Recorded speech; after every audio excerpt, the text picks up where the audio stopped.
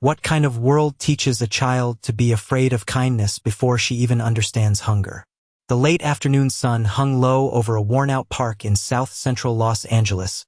casting long shadows across cracked pavement and rusted playground bars, where 8-year-old Amara Johnson sat curled at the edge of a faded wooden bench, her oversized gray hoodie swallowing her small frame as if it were trying to hide her from a world that had already decided she didn't belong. Her sneakers were 2 sizes too big and splitting at the seams, her fingers clutching an empty plastic bag that once held the only thing she'd had for lunch, and her eyes, red and swollen, scanned the ground like she might find something, anything worth keeping. But all she saw was dust and forgotten wrappers, and then, without warning, a soft voice broke through the silence like something unreal. "You look like you need this more than me." And she looked up slowly, hesitant, as if kindness itself might disappear if she moved too fast. And there he stood, a boy about her age, maybe 6, maybe younger, dressed in a clean navy hoodie and sneakers so new they still caught the sunlight, holding out a half-wrapped sandwich with both hands like it was the most natural thing in the world. His face calm, his eyes clear, untouched by suspicion or fear, and for a moment Amara didn't reach for it, because she had learned something most children shouldn't have to learn. That nothing comes without a reason, that every gesture hides a cost. But the boy didn't move, didn't rush her,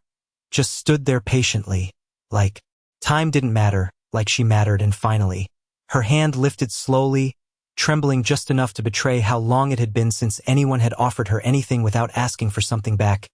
"You should keep it?" she whispered, her voice barely audible. "You look lost." And the boy smiled, not a big smile, not a loud one, just something quiet and honest. "I am," he said, and then he sat down right next to her on the dusty ground, not caring about the dirt or the stairs beginning to form around them, not noticing the woman across the path pulling her child closer, whispering something sharp under her breath, not hearing the judgment already building in the air. And Amara, still unsure, slowly unwrapped the sandwich, the smell simple but overwhelming after hours of emptiness, while beside her, the boy leaned back on his hands, staring at the sky like none of this was strange, like this moment, 2 strangers sharing silence and bread, was exactly how things were supposed to be. And somewhere far from that broken park, engines roared to life and black SUVs cut through traffic like shadows on a mission, because while Amara saw only a lost boy with kind eyes, the world outside was already beginning to tear itself apart looking for him. The sandwich was still warm when Amara took her first careful bite, the bread soft against her lips, the simple taste grounding her in a way she had not felt all day, and beside her the boy watched without expectation,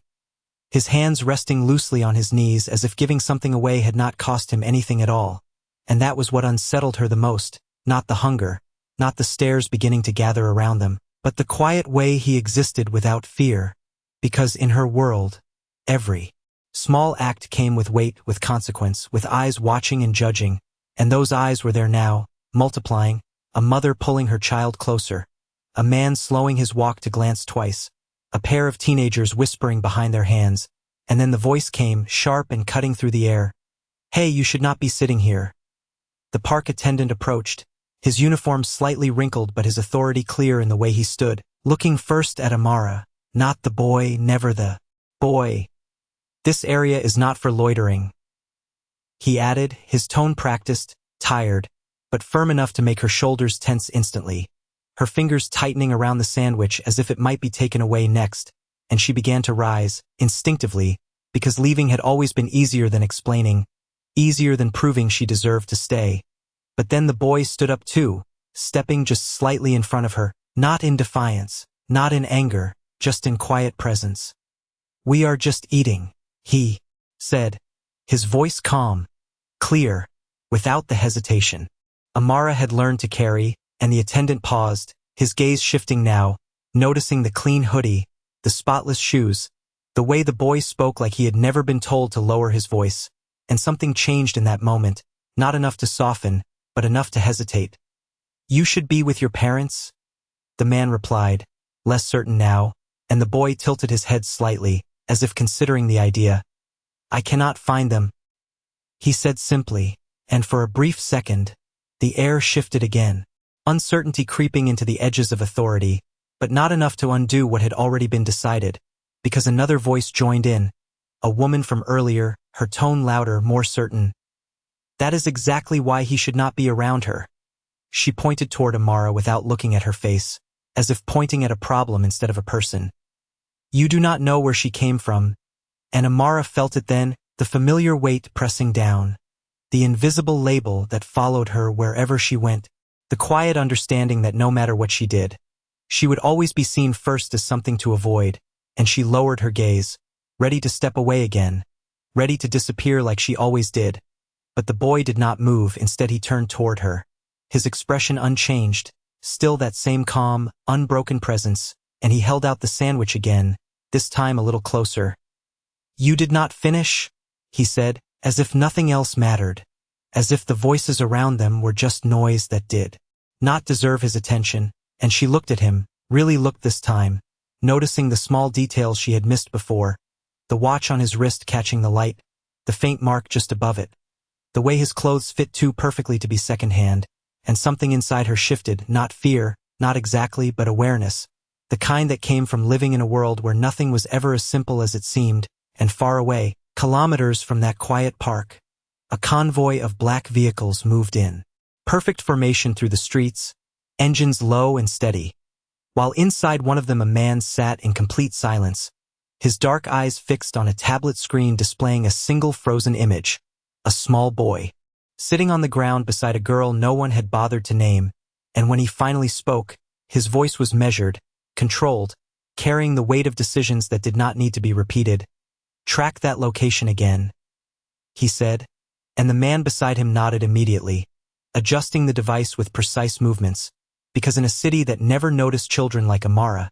someone very powerful had just started paying attention. The moment stretched longer than it should have, as if the world itself had paused just enough to observe what would happen next, and Amara slowly lowered the sandwich from her lips, her appetite fading under the weight of eyes that refused to look away, while the boy remained beside her, still and unbothered, like the noise around them did not belong to his reality, and for a brief second she wondered what that must feel like, to exist without constantly calculating where you were allowed to stand, where you were expected to disappear. And then he spoke again, softer this time. What is your name? And the question felt unfamiliar, almost too direct, because people did not usually ask. They assumed, they labeled, they moved on, but she answered anyway, Amara,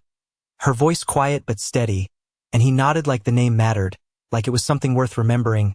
I am Ethan, he replied, and there was no hesitation in the way he said it, no fear of giving something away, and that alone made her pause, because names in her world were sometimes things you kept hidden, things you protected, and yet here he was, offering his freely, like everything else about him seemed to be, and she studied him more carefully now, noticing the way his posture never folded inward, the way his eyes did not dart around searching for exits, the way his hands remained relaxed even when strangers stared too long, and something about that felt different, not just unfamiliar but distant, like he came from somewhere that did not require the same kind of caution she had learned to live by. And then, as if pulled by an instinct she could not explain, she glanced down again at his wrist, at the watch she had only partially noticed before, the gold edges,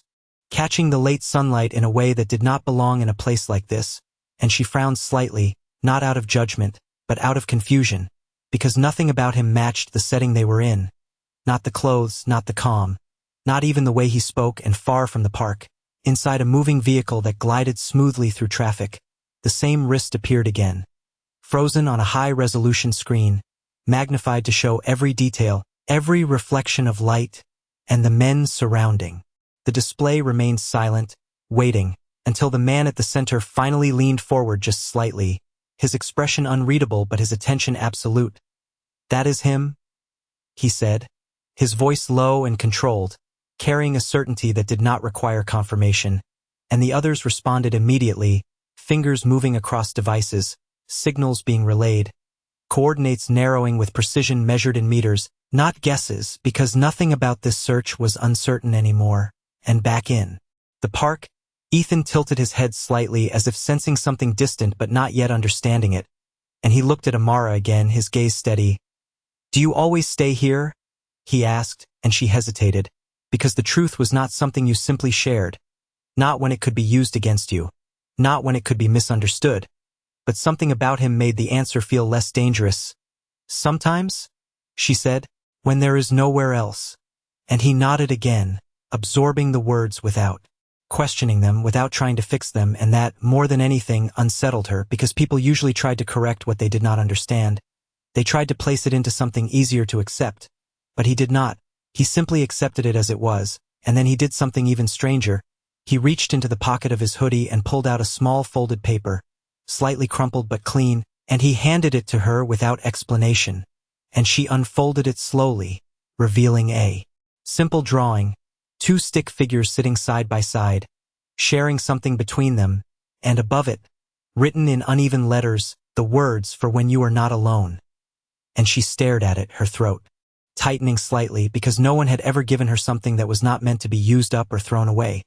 something that was simply meant to stay. And before she could say anything, a distant sound began to build, low at first, almost like the hum of traffic, but growing steadily louder, more focused, until even the people who had been watching from afar started to turn their heads, their attention shifting away from judgment and toward something approaching, something that did not belong to an ordinary afternoon. And Ethan's expression changed for the first time. Not into fear, not exactly, but into recognition, subtle but undeniable, and Amara felt it without understanding it. The way the air itself seemed to tighten, as if something powerful was drawing closer, something that would not ignore this place the way everyone else had. The sound grew louder now, no longer something distant or easy to ignore, but something that pressed into the space around them, low engines moving with intention rather than direction. And people began to step back instinctively, conversations cutting off mid-sentence as heads turned toward the entrance of the park,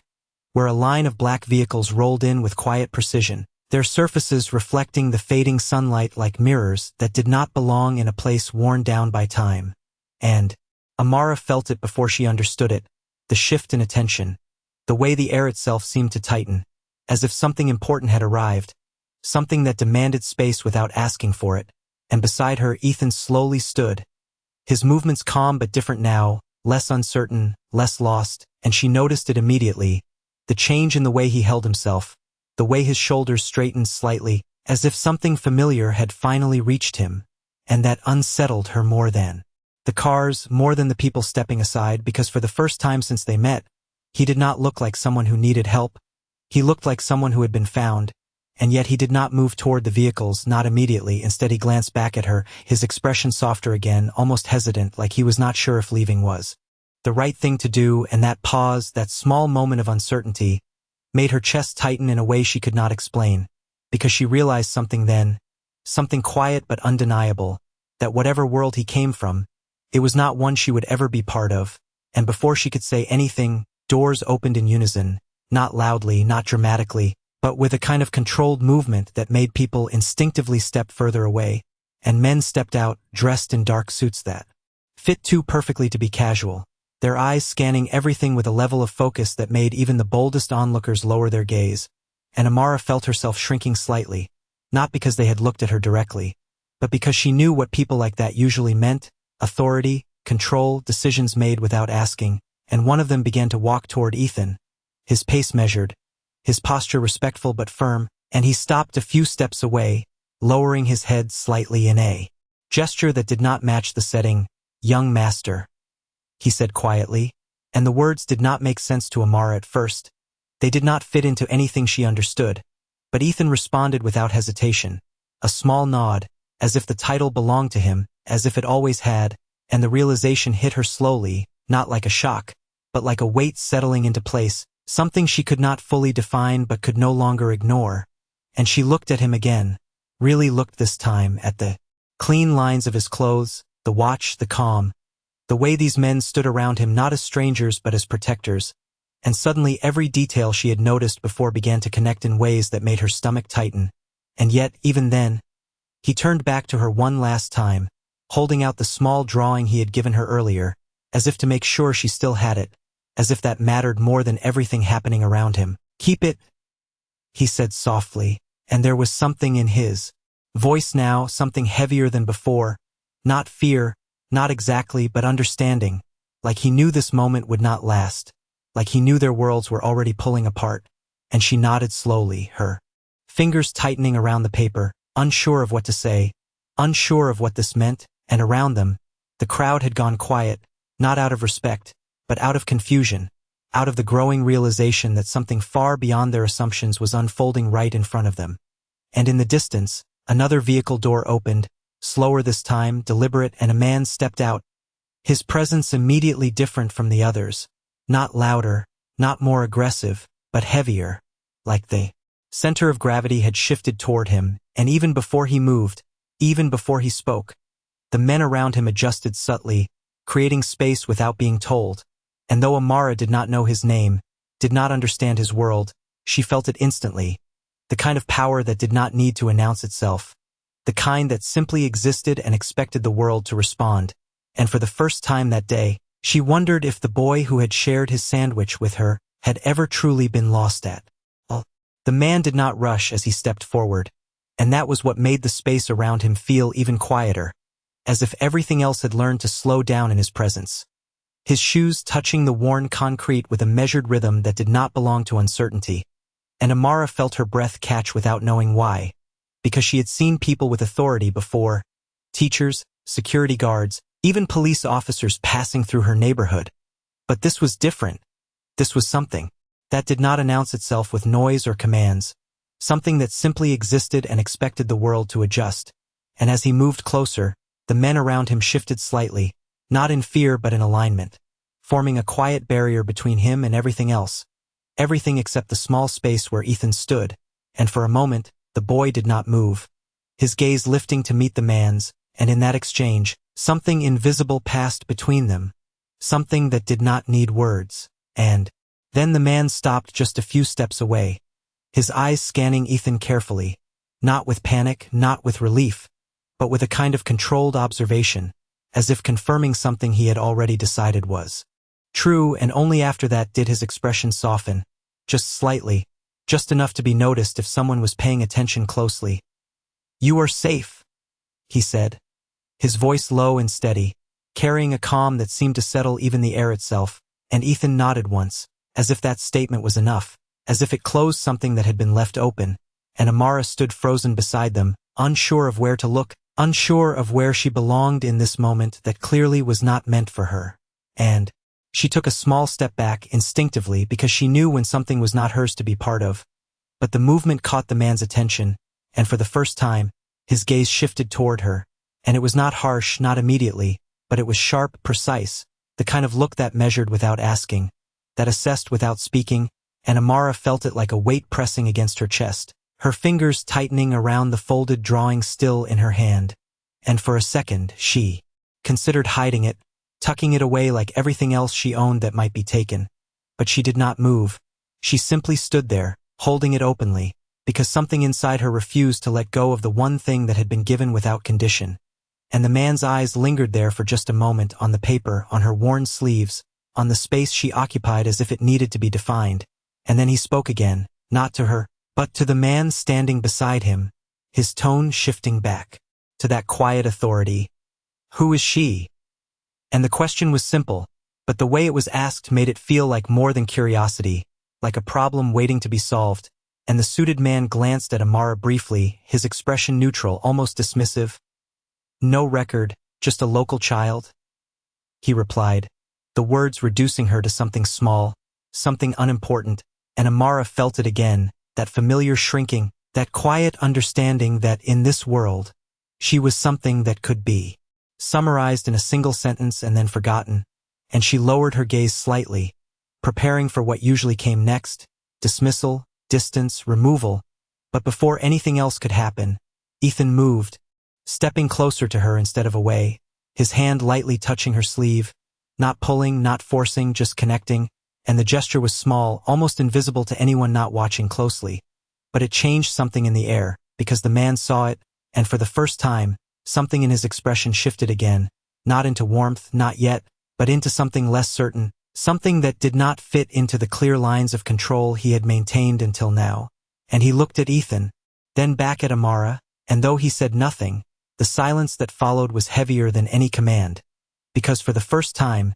the situation in front of him did not align with the assumptions he had already made. The silence did not break immediately, and that was what made it heavier, stretching across the small space between them as if waiting for someone to decide what this moment meant, and Daniel Kong did not speak right away.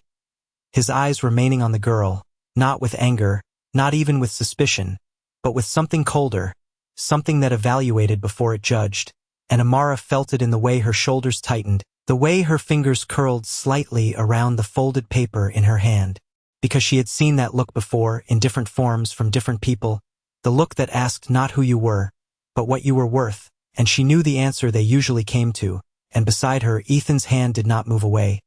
his fingers still lightly touching her sleeve as if he had not noticed the shift in the air, or perhaps he had and simply chose not to respond to it, and that, more than anything, made the man's gaze sharpen just slightly, because it was not the reaction he expected, not the distance he assumed would naturally form, and when he finally spoke again, his voice was still calm, still controlled, but now there was a question beneath it, subtle but present. "You stayed with her?" he said, not to Amara, but to Ethan, and the boy nodded without hesitation. "She stayed with me?" He corrected softly, and the words landed differently than they should have, not loud, not forceful, but enough to shift the direction of the moment. And Daniel's expression did not change immediately, but something behind his eyes paused, recalculated, and he glanced again at the girl, this time longer, taking in the details he had already seen but now forced to reconsider, the worn edges of her clothes, the small scrape on her hand, the way she stood without stepping further back even when everything around her suggested she should, and for a brief second, the image did not match the assumption he had made, and that inconsistency lingered, quiet but persistent, and one of the men beside him leaned in slightly, speaking in a low voice meant only for him. "We should move him now," and Daniel gave a slight nod, the decision clear, efficient, as if returning to what he understood best, control, direction, closure, and the man stepped forward, extending a hand toward Ethan, respectful but firm. "Young master, we should go." And this time, Ethan did not move immediately, his gaze shifting back to Amara, and there was something different in it now, something that did not belong to confusion or curiosity, but to recognition, like he understood that leaving meant something more than just walking away. And Amara felt it too, the quiet pull of separation, the kind that did not need explanation, because it had already been decided by everything around them, and she lowered her eyes slightly, not out of fear but out of acceptance, because she had always known how moments like this ended, people leaving, situations changing, things returning to the way they were supposed to be, and yet, just as Ethan began to step back, he hesitated again, his fingers tightening slightly on her sleeve before letting go, and then he did something unexpected. He reached into his pocket once more, searching briefly before pulling out something small, something she had not seen before, and he placed it in her hand without saying anything at first, and when she looked down, she saw it was a thin card, smooth and clean, with no writing she could immediately recognize, just a simple design and a small embossed symbol that caught the light,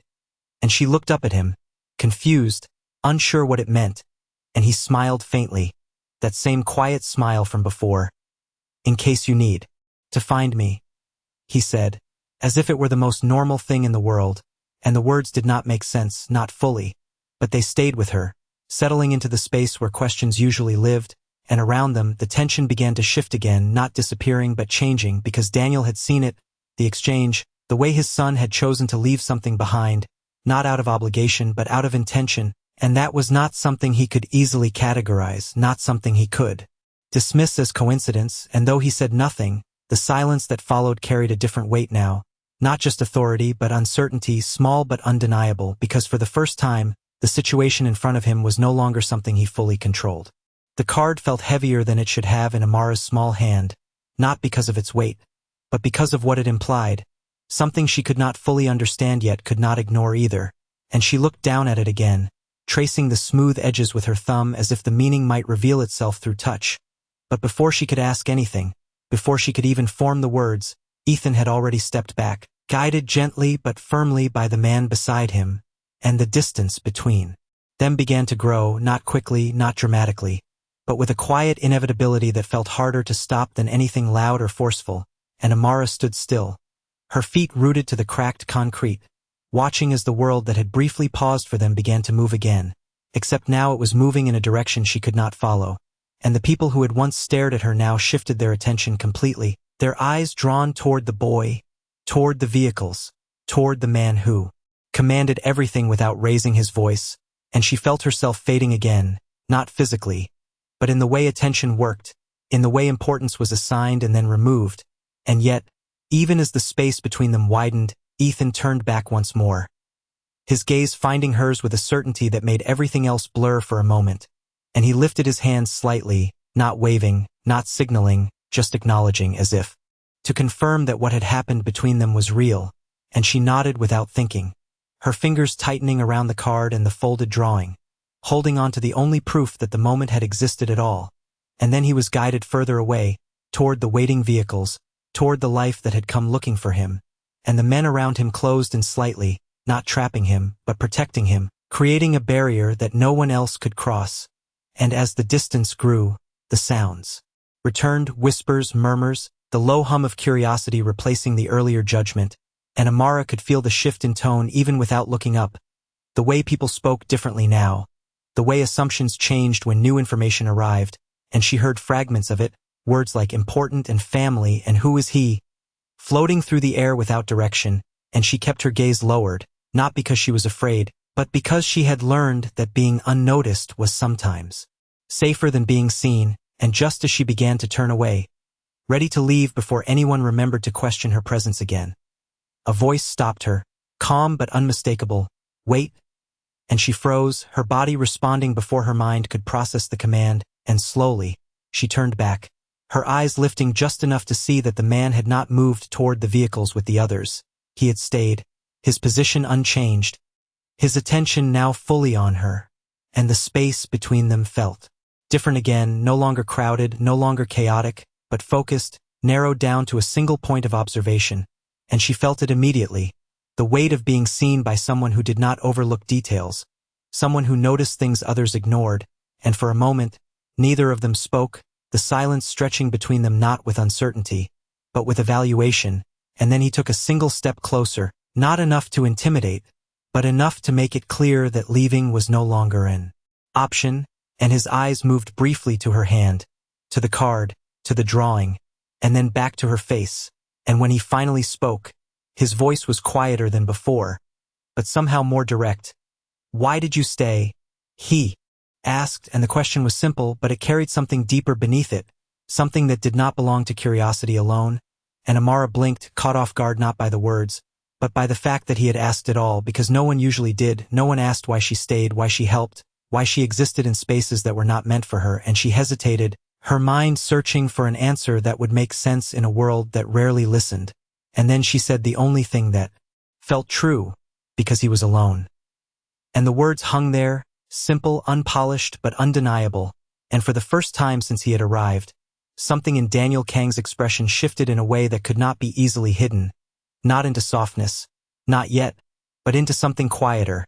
something that did not fit neatly into the control he was used to maintaining, because the answer she gave did not align with the assumptions he had carried into this moment. And that difference, small as it was, lingered longer than anything else she could have said. The answer lingered in the space between them longer than expected, not because it was complex, but because it was too simple to be questioned, and Daniel Kang remained still, his gaze fixed on the girl as if recalibrating something internal that had always worked without error until now, and Amara felt it, that shift, subtle but undeniable, the kind that did not come from words but from the absence of them, and for a moment she wondered if she had said something wrong, something that would make him change his tone, his posture, his decision, but he did not react the way she expected. He did not dismiss her, did not look away, instead his eyes moved briefly to the card in her hand again,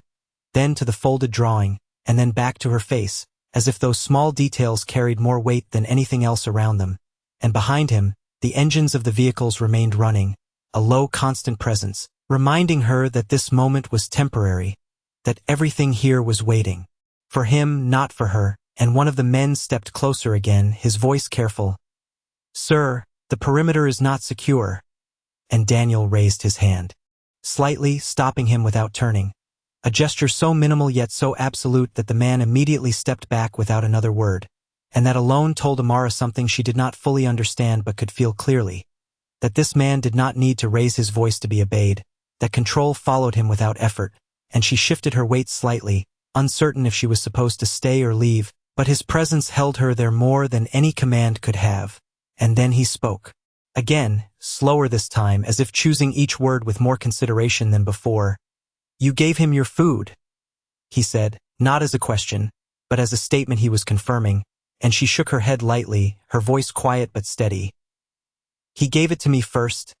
And again, the simplicity of her answer did something to the moment, something that did not align with the narrative already forming in his mind, because it reversed the direction of everything he had assumed. And for a brief second, the man who controlled entire systems of information, who made decisions measured in millions of dollars and kilometers of movement, found himself adjusting to something smaller, something he could not calculate, and he exhaled slowly, almost imperceptibly, his gaze lowering just slightly as if acknowledging a detail he had overlooked. And then, without warning, another voice broke through from the edge of the gathering crowd, louder, less controlled. "She is the one sitting here all day, causing trouble."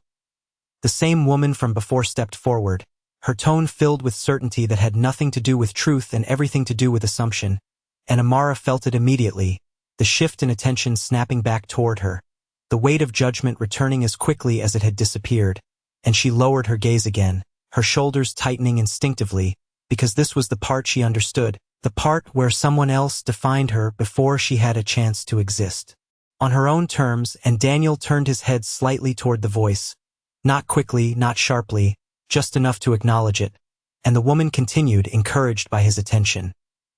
"You should not trust her. You do not know where she comes from." And the words hung there, familiar, predictable, but now placed into a space where they did not quite fit the same way anymore, and Daniel listened without interrupting,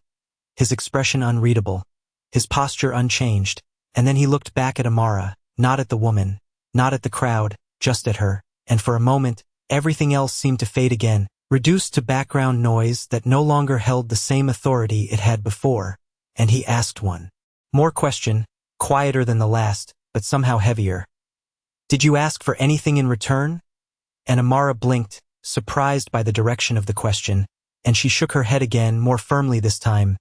"No," she said, and that single word settled into the space between them with a weight that no accusation could match, and Daniel held her gaze for a moment longer, not searching for doubt, not testing her answer, but absorbing it, and for the first time since he had arrived, the assumptions he carried did not feel complete anymore, and though he did not say it out loud, something in the way he stood, in the way his presence shifted slightly, made it clear that the situation in front of him was no longer what he thought it was.